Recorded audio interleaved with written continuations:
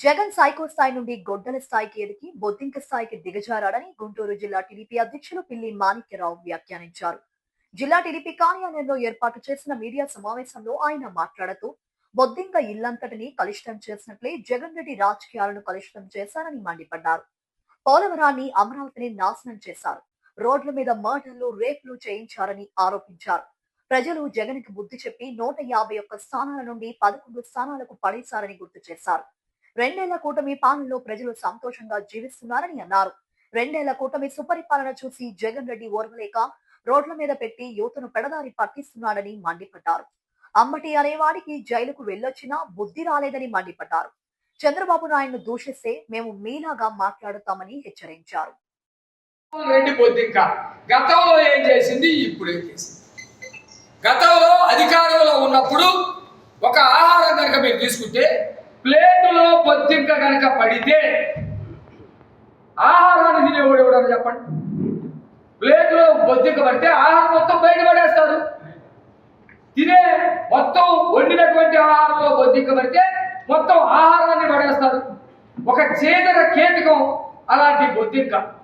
జగన్మోహన్ రెడ్డి ఆంధ్రప్రదేశ్ అనే రాజకీయ ప్లేట్లో బొద్దింకలా పడ్డాడు 2019లో. పడి ఏం చేశాడు? మొత్తం సర్వనాశనం చేసుకుంటా వచ్చాడు. పోలవరాన్ని సర్వనాశనం చేశాడు, అమరావతిని విధ్వంసం చేశాడు, యువతని కల్చర్ చెడగొట్టాడు, యువతని మొత్తాన్ని ఉద్యోగాలు లేకుండా చేశాడు, రోడ్ల మీద రేపులు చేయించాడు, రోడ్ల మీద మటలు చేయించాడు, బొద్దింక కంటే ఎక్కువ పనులు చేశాడు. సరే, ప్రజలందరూ కూడా ఏం చేశారు?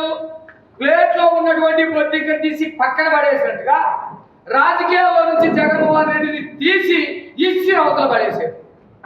151 సీట్లు ఉన్నటువంటి ఆ బొద్దింక, జగన్మోహన్ రెడ్డి బొద్దింక ఈ రోజు రోడ్డు చివర, ఊరు చివర, రాజకీయాలకి చివర 11 సీట్లకి పరిమితమయ్యారు.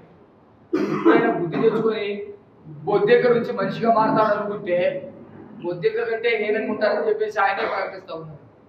ఎంత చండాలంగా ఉన్నాడంటే రాష్ట్ర ప్రజలు ఈ 2 ఏళ్ల నుంచి సంతోషకరమైనటువంటి జీవితాన్ని ప్రారంభించి ఈ రోజు అది కొనసాగిస్తా ఉన్నారు. 2 ఏళ్ల క్రితం ఆంధ్రప్రదేశ్ లో ఏ యువకుడిని మీరు అడిగినా మీ రాష్ట్రానికి రాజధాని ఏదని అడిగితే అవమానంతో తలదించుకున్నటువంటి రోజులు 2 ఏళ్ల క్రితం 5 సంవత్సరాల పాటు ఉన్నటువంటి పరిస్థితి మీ అందరికీ తెలుసు. రాష్ట్రానికి రాజధాని లేదు. రాజధాని అంటే ఒక రాజ్యాంగపరమైనటువంటి వ్యవస్థ. ఆ వ్యవస్థని ధ్వంసం చేశాడు.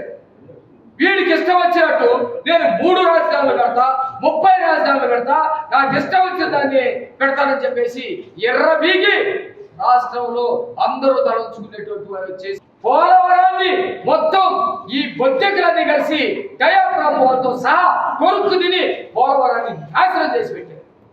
అటువైపు శ్రీకాకుళం దాకా, ఇటువైపు పోలవరం నీళ్లు కృష్ణానదిలోకి వచ్చి కృష్ణానదిలో నీళ్లుని అటువైపు రాయలసీమలో అంద్రినేవ దాకా తీసుకెళ్లేటువంటి పరిస్థితి ఉన్న దాన్ని సర్వనాశనం చేసి ఒక్క ఉద్యోగం తీయలేదు, ఒక డిఎస్సి తీయలేదు. ఎవరైతే చదువుకున్నటువంటి నిరుద్యోగులు ఉన్నారో వాళ్ళని వాలంటీర్ గా పెట్టుకొని బానిసత్వం చేపించి వాళ్ళకి ఉద్యోగ అర్హత వయసు లేకుండా చేశారు.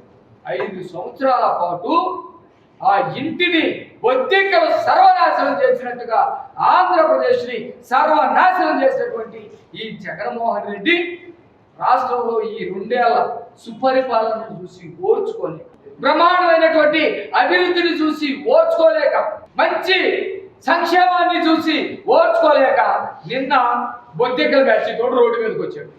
అందరూ పండుగ చేసుకుంటా ఉన్నారు. రాష్ట్రంలో చంద్రబాబు నాయుడు గారు అధికారంలోకి వస్తే 3,000 రూపాయలు పెన్షన్ 4,000 రూపాయలు చేస్తానన్నాడు.